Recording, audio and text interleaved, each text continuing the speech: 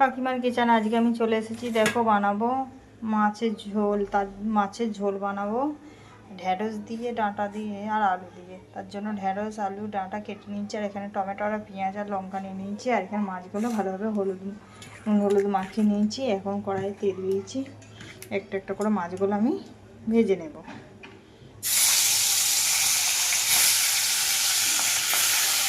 এগুলো ভালোভাবে ভাজা হয়ে গেছে, এবার আমি এখানে তুলে নেব।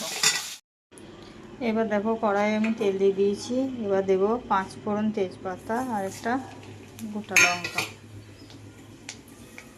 আর এখানে আমি বেটে নিয়েছি আদা, রসুন, জিরে, ধনে, লঙ্কা গুঁড়ো আর হলুদ গুঁড়ো।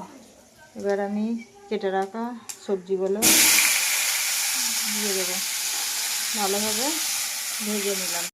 দেখো এগুলো আমার ভালোভাবে ভাজা হয়ে গেছে সবজিগুলো। এবার আমি বেটে রাখা মশলাটা অ্যাড করে দেবো আর দিয়ে দেবো পরিমাণ মতো লবণ।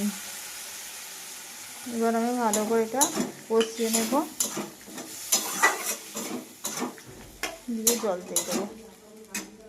এরকম এটা ভালোভাবে কষানো হয়ে গেছে, এখন আমি জল অ্যাড করে দেবো, দিয়ে একটা থালা ঢাকা দিয়ে দেবো। আর দিয়ে দিলাম আমি ভেজে রাখা মাছগুলো। এবার ভালো করে একটু নিচে ঢাকা দিয়ে দেবো।